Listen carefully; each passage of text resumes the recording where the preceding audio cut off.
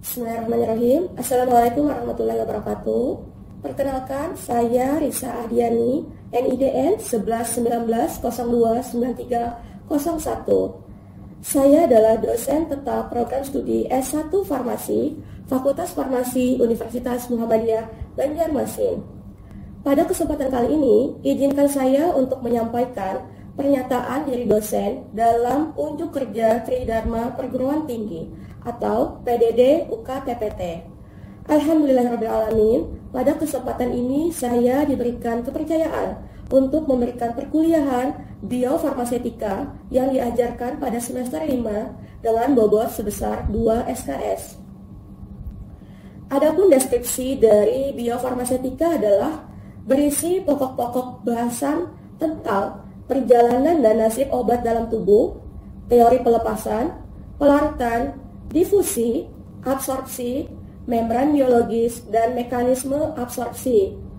Berbagai faktor yang mempengaruhi absorpsi obat dan bioavailabilitas, parameter bioavailabilitas, dan rute pemberian yang meliputi biofarmasi sediaan yang diberikan secara oral, rektal, kulit, mata, paru-paru, dan parenteral. Biofarmasetika juga berisi pokok bahasan terkait evaluasi ketersediaan hayati dalam sediaan farmasi. Adapun untuk capaian pembelajaran biofarmasetika adalah 1. Memahami pengertian biofarmasi, batasan dan kegunaan biofarmasi dalam bidang kefarmasian. 2. Memahami faktor-faktor yang berpengaruh terhadap proses pelepasan, pelarutan, dan absorpsi obat. Yang 3. Memahami perjalanan dan nasib obat dalam tubuh terkait proses biofarmasetikanya, pelepasan senyawa obat dari berbagai macam bentuk sediaan obat. Yang 4. Memahami membran biologis dan mekanisme absorpsi. Yang 5. Memahami biofarmasi sediaan obat yang diberikan secara oral, rektal, dan parenteral. Yang 6. Memahami anatomi dan fisiologi kulit atau perkutan. Yang 7. Memahami biofarmasi sediaan obat yang diberikan secara oftalmik melalui mata, paru-paru, dan secara parenteral. Adapun untuk materi pembelajarannya, yang pertama, pelepasan senyawa obat dari berbagai macam bentuk sediaan, proses pelarutan, dan proses absorpsi difusi suatu obat. Yang kedua, konsep membran biologis dan berbagai mekanisme absorpsi. Yang ketiga, faktor fisiko-kimia zat aktif obat, faktor formulasi dan teknologi, serta faktor fisiologi. Yang keempat, anatomi dan fisiologi saluran cerna. Yang kelima, faktor-faktor yang mempengaruhi proses biofarmasetika obat yang diberikan secara peroral dan evaluasi biofarmasetika sediaan obat yang diberikan secara peroral. Yang keenam, pembuluh darah yang melewati rektum, komponen dan karakteristik cairan rektal dan gerakan rektum serta waktu transit. Yang ketujuh, berbagai macam faktor yang mempengaruhi biofarmasi sediaan obat yang diberikan secara rektal serta evaluasi biofarmasetikanya. Yang kedelapan, anatomi fisiologi, komponen dan karakteristik pembuluh darah yang melewati kulit. Yang kesembilan, berbagai faktor yang mempengaruhi proses biofarmasetika obat yang diberikan secara perkutan serta evaluasi biofarmasetika. Yang kesepuluh, anatomi dan fisiologi dari pembuluh darah yang melewati mata, serta berbagai faktor yang mempengaruhi proses biofarmasetika obat yang diberikan secara oftalmik. Yang ke-11, anatomi dan fisiologi paru-paru serta jaringan untuk pemberian obat secara parenteral, proses atau faktor-faktor yang mempengaruhi proses biofarmasetikanya serta evaluasinya. Yang ke-12 terkait metode uji ketersediaan hayati, dan yang ke-13 adalah terkait perhitungan parameter ketersediaan hayati, uji statistik, dan pengambilan keputusan dalam pengujian bioekivalensi. Adapun untuk metode pembelajaran dalam perkuliahan biofarmasetika ini secara ceramah dan diskusi aktif. Untuk penilaian terhadap perkuliahan biofarmasetika itu ada formatif dan sumatif yang terdiri dari ujian tengah semester, ujian akhir semester, dan tugas individu maupun keaktifan di dalam kelas. Berikut adalah cuplikan aktivitas belajar mengajar perkuliahan biofarmasetika yang saya ampu. Terima kasih. Assalamualaikum warahmatullahi wabarakatuh. Bismillahirrahmanirrahim. Assalamualaikum warahmatullahi wabarakatuh. Waalaikumsalam warahmatullahi wabarakatuh. Bagaimana kabarnya? Baik. Alhamdulillah. Semoga kita selalu diberikan kesehatan ya oleh Allah Subhanahu Wa Taala. Alhamdulillahirrahmanirrahim. Akhirnya pada hari ini kita akan melanjutkan pertemuan biofarmasetika. Sebelum melakukan materi pada hari ini, alangkah lebih baiknya kita melakukan review atau mengulas kembali apa yang telah kita pelajari pada materi di pertemuan sebelumnya. Ada yang masih ingat apa aja yang telah kita pelajari atau diskusikan di materi sebelumnya? Tentang kulit gitu ya, absorpsi obat secara perkutan. Absorpsi obat secara perkutan adalah absorpsi obat melalui kulit. Nah, di sini ada perbedaan gitu ya antara obat yang diberikan secara topikal sama transdermal. Ya, perbedaannya pada apa? Pada absorpsi obat secara transdermal artinya ada penembusan lapisan kulit. Ya, penembusan obat menembus lapisan kulit ya, hingga akhirnya berada di sirkulasi sistemik. Sedangkan topikal tidak ada absorpsi obat di situ. Nah, itu adalah perbedaan berdasar perbedaan antara sediaan mereka secara topikal dan sediaan secara transdermal. Nah, membahas terkait kulit itu ya, kita sebelumnya telah belajar terkait dengan anatomi dan fungsi kulit. Nah, kulit itu berfungsi sebagai ya, karena dia adalah organ terluar gitu ya, sehingga melindungi tubuh dari benda asing yang masuk ya. Nah, sekarang kita akan membahas faktor apa? Artinya ada berbagai faktor yang dapat mempengaruhi absorpsi obat secara perkutan.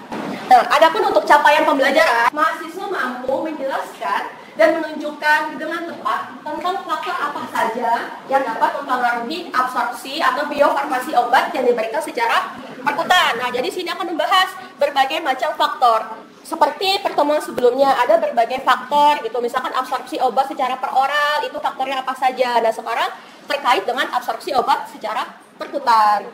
Nah, ada 3 faktor yang dapat mempengaruhi absorpsi obat secara perkutan. Ada faktor fisikokimia, ada faktor biofisiologis, ada faktor formulasi. Nah, yang pertama adalah terkait faktor fisikokimia. Nah, fisikokimia itu adalah bagaimana sifat fisik maupun kimia yang dapat mempengaruhi absorpsi obat secara perkutan. Nah, di sini ada 4 faktor fisikokimia terkait berat molekul, koefisien partisi, kelarutan, dan ionisasi. Nah, bisa dilihat yang pertama adalah terkait berat molekul. Berat molekul atau molecular weight itu adalah berapa sih berat dari suatu molekul. Nah, satuannya itu adalah Dalton. Nah, di sini ada batasan untuk berat molekul yang diperkenankan untuk diformulasikan dalam suatu sistem penghantaran transdermal, yaitu berat molekulnya kurang dari sama dengan 400 Dalton. Jadi kalau misalkan nih kita mau memformulasikan suatu obat gitu ya, kita lihat dulu fisikokimianya. Misalkan atrofin sulfat. Nah, atrofin sulfat itu adalah suatu obat yang dapat berfungsi untuk mengatasi hipertiroid. Jadi kita lihat dulu, kita kaji dulu berapa berat molekulnya. Kalau misalkan berat molekulnya itu di bawah 400 Dalton, itu memenuhi kriteria untuk diformulasikan dalam sistem transdermal. Tapi kalau misalkan lebih dari 400 Dalton, maka itu tidak dapat diformulasikan dalam bentuk sediaan transdermal. Nah, selanjutnya terkait faktor fisikokimia yang lain adalah koefisien partisi. Kita telah membahas terkait apa sih itu koefisien partisi. Nah, koefisien partisi itu adalah suatu kecenderungan suatu senyawa yang dapat berlarut dalam suatu campuran yang berbeda fase yang polar sama fase non polar. Jadi kecenderungannya itu dia dapat larut di mana? Apakah larut di non polar atau dilarut dalam polar, sehingga itu dapat menentukan sifatnya, apakah dia lipofilik atau hidrofilik gitu ya. Makanya nama lain koefisien partisi adalah lipofilisitas, artinya kecenderungan dia untuk suka dalam minyak gitu ya, atau lemak. Nah, di sini ada ketentuan gitu ya, obat-obatan. Nah, obat-obatan itu kan bervariasi sekali ya polaritasnya ya. Ada yang dia non polar, ada dia yang bersifat polar. Nah, perbedaan polaritas itu akan menentukan rate rute penetrasinya terhadap kulit. Nah, bisa dilihat obat-obatan yang bersifat non-polar itu jalur atau rute penetrasinya secara transseluler. Kalau transseluler itu dia langsung menembus keratinosit. Nah, sedangkan untuk obat-obatan yang bersifat polar, rute penetrasinya secara interseluler atau melalui antar sel. Nah, ini bisa dilihat pada gambar gitu ya. Nah, ini adalah perbedaan. Nah, ini adalah penampang kulit ya. Ini adalah penampang kulit di mana di sini ada sel corneosit. Ini adalah sel corneosit. Ini merupakan rute penetrasi obat melalui kulit atau rute transdermal. Di sini tadi ada rute transseluler sama rute interseluler. Kalau rute transseluler tadi untuk obatnya bersifat non-polar ya. Rute transseluler itu untuk obat yang non-polar. Jadi dia penetrasinya langsung menembus corneosit. Karena di sini dia kaya akan lipid atau lemak sesuai sama tadi karakteristik obatnya. Dia adalah non-polar, jadi dia langsung menembus corneosit. Nah, sedangkan untuk rute interseluler dia untuk obatan yang bersifat polar ya. Makanya di sini untuk penetrasinya dia melalui celah-celah sini ya. Jadi perbedaannya adalah transseluler dia langsung menembus corneosit, sedangkan interseluler dia hanya melewati celah-celah. Nah, untuk obat-obatan yang diberikan dengan rute transdermal paling banyak itu adalah rute interseluler. Jadi rute interseluler adalah rute yang paling banyak digunakan untuk obat-obatan yang diberikan secara transdermal. Nah, faktor fisikokimia yang lain yang selanjutnya adalah ionisasi ya.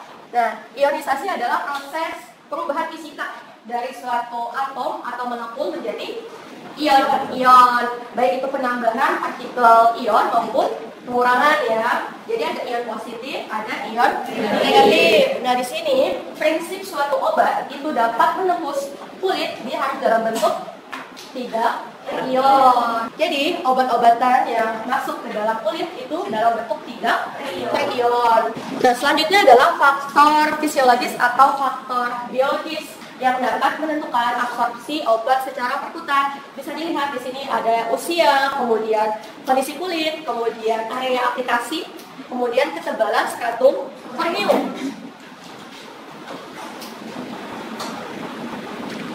Nah, yang pertama adalah ketebalan stratum corneum. Nah, stratum corneum tadi adalah suatu barrier kulit ya yang dapat melindungi tubuh gitu ya dari benda asing yang masuk. Jadi di sini ketebalannya itu akan berpengaruh terhadap penetrasi obat.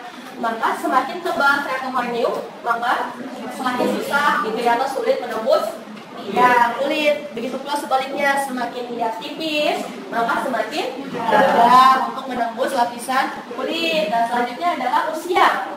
Nah, usia di sini merupakan faktor yang lain juga yang dapat mempengaruhi penembusan atau penetrasi obat melalui kulit. Misalkan nih pada kondisi dewasa sama kondisi anak-anak. Pada kondisi anak-anak, stratum corneumnya lebih tipis sehingga hati-hati sekali dalam menggunakan produk-produk yang digunakan pada kulit pada anak-anak karena dikhawatirkan stratum corneum yang tipis ini dapat mengakibatkan produk-produk tersebut terabsorpsi ke sirkulasi sistemik. Nah, selanjutnya adalah area aplikasi. Karena transdermal itu kan tadi adalah diberikan melalui kulit apapun penggunaannya gitu ya, apakah dia dalam bentuk patch ataukah dalam bentuk sediaan PSC gitu, tentunya kan dia diaplikasikan pada kulit ya. Nah, sehingga area aplikasi itu kan menentukan penetrasinya. Semakin luas diaplikasikan, maka semakin banyak obat yang masuk gitu ya atau terabsorpsi. Nah, selanjutnya faktor yang lain adalah hipersensitivitas. Karena ada beberapa orang gitu ya yang sensitif terhadap penggunaan produk-produk tertentu. Hati-hati sekali ketika ada orang gitu yang sensitif, itu perlu dipertimbangkan dalam formulasinya. Nah, selanjutnya adalah terkait dengan faktor formulasi. Karena ini terkait dengan sistem penghantaran obat, tentunya faktor formulasi ini juga akan menentukan keberhasilan absorpsi obat secara perkutan. Yang pertama adalah bahan tambahan atau eksipien. Contohnya adalah surfaktan. Surfaktan apa kepanjangannya? Surface active agent ya, surfaktan atau surface active agent. Surfaktan ini ada dua ya, ada ionik sama yang non-ionik. Ya, yang non-ionik ini yang relatif lebih aman, artinya tidak mengiritasi kulit. Nah, selanjutnya adalah bahan pembawa, vehicle gitu ya. Nah, tentunya sebagaimana sedia yang lain itu ada bahan pembawa. Nah, selanjutnya adalah terkait dengan modifikasi sistem transdermal, karena sistem transdermal sebagaimana sistem yang lain itu kan ada keuntungan sama kerugiannya. Nah, salah satu kerugiannya adalah sulitnya obat-obatan untuk masuk melalui kulit karena adanya stratum corneum tadi, sehingga adanya modifikasi untuk memaksimalkan transport obat melalui kulit.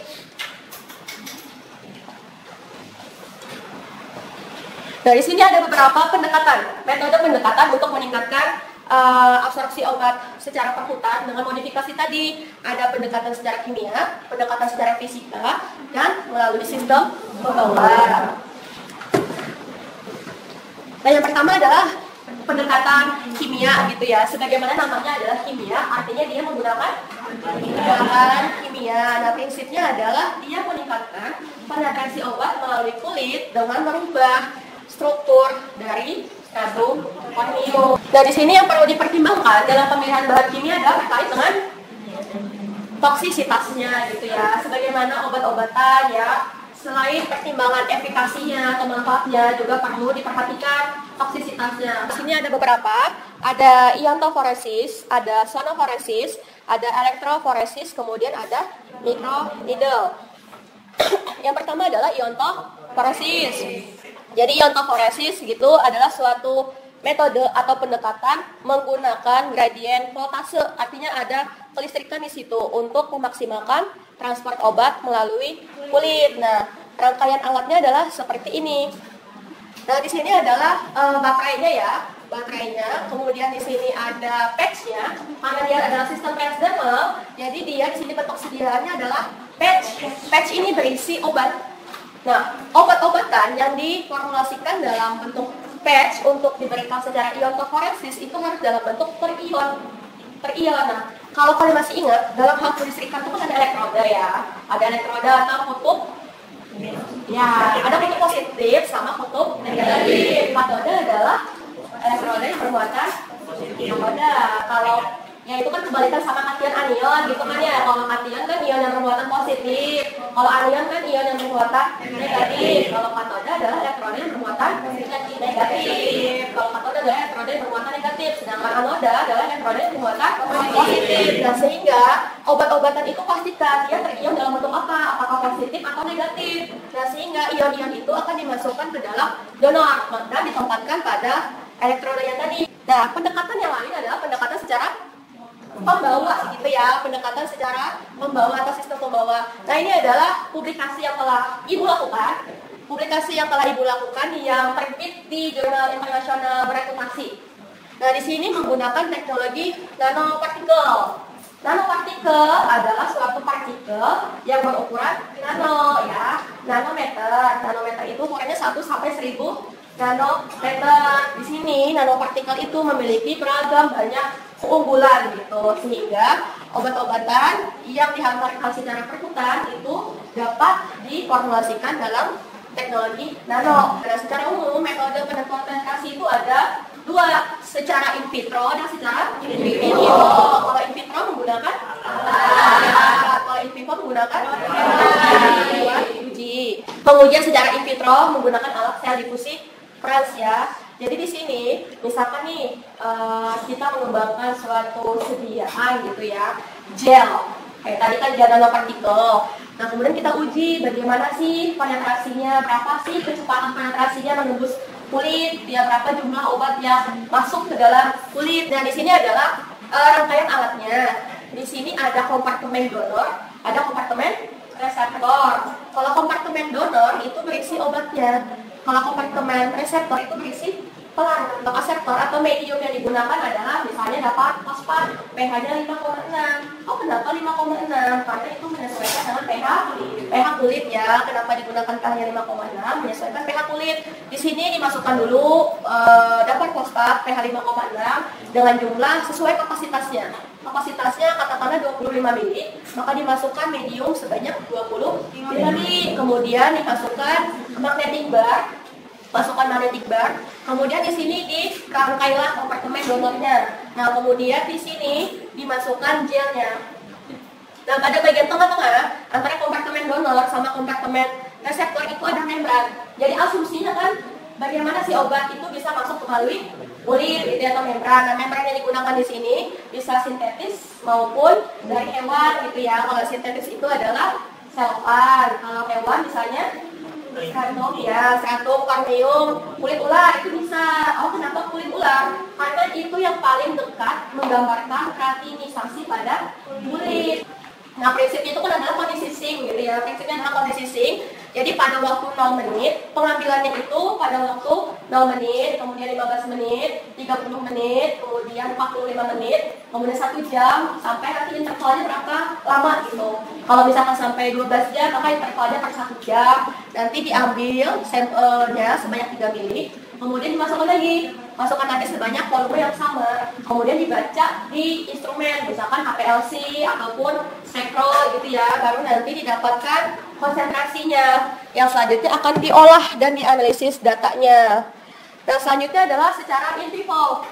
Nah, kalau secara in vivo ini mungkin kalian udah familiar gitu ya. Ini dia menggunakan hewan uji. Misalnya adalah di sini ada kelinci, kemudian monyet gitu ya. Kemudian juga bisa menggunakan tikus gitu. Jadi tentunya dia diaplikasikan melalui kulit. Kemudian nanti diambil sampelnya. Apakah itu melalui darah ya, apakah melalui urin atau melalui uap udaranya gitu ya. Baru nanti diolah, itu kan prinsipnya nanti darah yang diambil itu kemudian dibaca konsentrasinya ya. Konsentrasi dibaca, kemudian didapatkan kadar gitu ya, kadar obat yang terabsorpsi hingga nanti akhirnya diolah datanya, dianalisis dan didapatkan nilai fluxnya. Oke, sampai sini ada yang ingin ditanyakan atau didiskusikan? Oh iya, silakan perkenalkan namanya. Perkenalkan nama saya Ibu. Ini singkat saja. Apakah semua jenis obat dapat dipromosikan dalam sediaan sistem transdermal? Oke, baiklah, Ibu menjawab gitu ya. Nah, sistem penanganan transdermal tadi adalah suatu sistem pemberian obat menembus lapisan kulit menuju sirkulasi sistemik. Nah, sama halnya dengan pemilihan bentuk sediaan yang lain gitu ya. Sebenarnya ketika suatu obat mau diformulasikan dalam bentuk sediaan tertentu, itu kan ada pertimbangan ya. Ada pertimbangannya atau ada kekhususan. Misalkan nih, ada 2 bentuk sediaan ya. Emulsi, suspensi gitu ya. Nah, suspensi mungkin kalian masih ingat. Suspensi adalah suatu sediaan yang terdiri dari partikel padat yang terdispersi dalam bentuk cairan. Nah, di situ kan artinya ada partikel padat. Dan partikel padatnya adalah suatu obat. Artinya kenapa dibuat dalam bentuk suspensi? Karena dia tidak dapat larut dalam pelarutnya, sehingga dibuat suspensi. Nah, tentunya dengan bantuan suspending agent. Nah, kalau misalkan emulsi adalah suatu terdiri dari minyak yang terdispersi dalam ya, sesuaikan nanti dengan tipe emulsinya, apakah dia minyak dalam air atau air dalam minyak. Artinya kan bahan aktifnya itu kan bisa berupa air, bisa berupa minyak. Nah, artinya kan ada kekhususan suatu obat itu dapat diformulasikan. Nah, untuk sistem transdermal itu ada kekhususan tersendiri. Yang pertama adalah tadi yang perlu dipertimbangkan adalah faktor fisiko-kimia. Nah, yang pertama adalah berat molekul. Tadi dipastikan apakah berat molekulnya itu memenuhi persyaratan atau tidak. Ada yang masih ingat tadi berapa berat molekulnya? Kurang dari 400 dalton. Nah, sehingga ketika obat-obatan yang memiliki berat molekul itu lebih dari 400 dalton itu tidak dapat diformulasikan dalam bentuk sistem pengantaran transdermal. Nah, selanjutnya adalah yang kedua terkait konsentrasi obat. Nah, tentunya konsentrasi obat ini kan bervariasi ya. Perlu dipertimbangkan konsentrasi obat ketika mau memformulasikan dalam sistem pengantaran transdermal. Untuk sistem pengantaran transdermal itu konsentrasi obatnya nggak boleh besar. Nah, makanya ketika kita implementasikan dalam kehidupan sehari-hari ya, mungkin kalian banyak sekali yang menggunakan paracetamol ya. Nah, paracetamol itu golongan apa? Analgetik, antidiuretik yang memang paling umum digunakan untuk mengatasi panas, mengatasi nyeri, dan dia kan banyak sediaan ya, dari sediaan tablet ada, serum ada, kemudian secara supositori ada, injeksi ada, gitu ya. Tetapi tidak ada yang dibuat dalam bentuk transdermal ataupun salep itu nggak ada karena konsentrasinya yang besar. Nah, dibandingkan misalkan ketoprofen. Ketoprofen itu juga dia golongan NSAID yang bisa mengatasi atau sebagai analgesik ya, mengobati nyeri. Nah, ketoprofen itu ada dalam bentuk salep ya. Karena apa? Karena konsentrasinya itu relatif lebih kecil, yaitu misalkan 50 mg. Nah, pertimbangannya tadi ada dua, yaitu berat molekul sama konsentrasi. Seperti itu. Oke, sampai ini ada yang mau didiskusikan lagi? Asik? Paham gitu ya. Oke, mungkin pertemuan pada hari ini cukup sekian. Sebelumnya ada tugas itu ya. Nah, tugas di sini Ibu berikan dengan tujuan untuk memaksimalkan pemahaman kalian terkait dengan pendekatan metode.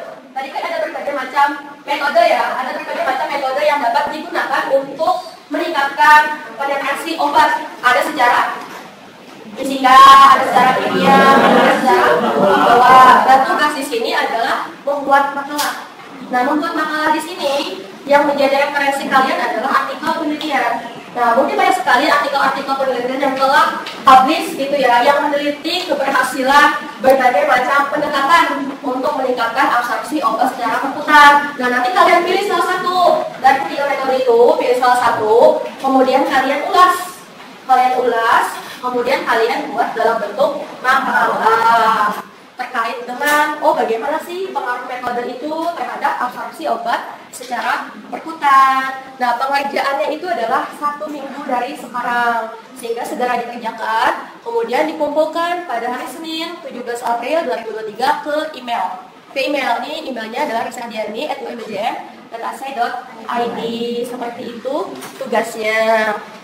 Oke, mungkin perkuliahan pada hari ini cukup sekian. Sebelumnya kita lakukan review dulu ya, review maupun recall terhadap apa yang telah kita diskusikan pada hari ini. Yaitu tadi adalah faktor-faktor yang dapat mempengaruhi absorpsi obat dalam perputaran. Ada berapa faktor? Ada faktornya 3, yaitu faktor fisiko,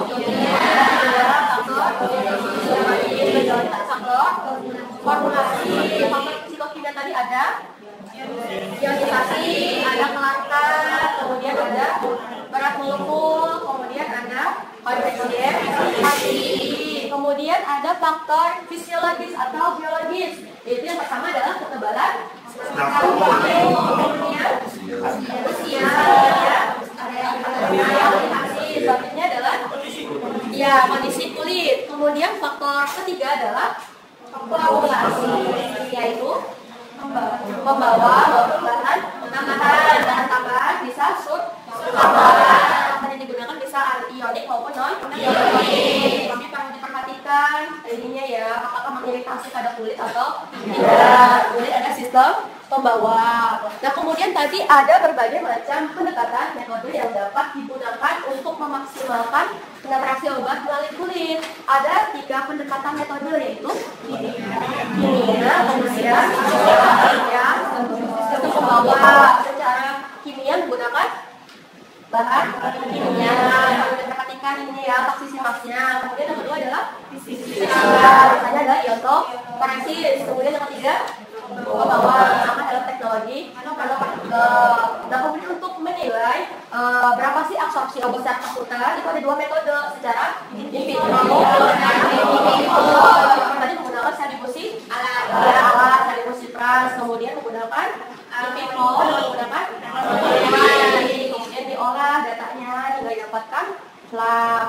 Kemudian tadi yang terakhir adalah jangan lupa untuk tugasnya ya, tugasnya. Oke, mungkin untuk pertemuan hari ini cukup sekian. Mengingatkan untuk pertemuan kita ke depan atau minggu depan itu terkait absorpsi obat secara optamik atau diberikan melalui mata gitu ya. Tolong dipelajari nanti sebelum kita memulai perkuliahan selanjutnya. Baiklah, itu cukupkan untuk perkuliahan pada hari ini. Terima kasih banyak atas waktu yang telah kalian berikan. Semoga bermanfaat. Jangan lupa belajar Salah bila mohon maaf. Wassalamualaikum warahmatullahi wabarakatuh. Waalaikumsalam warahmatullahi wabarakatuh.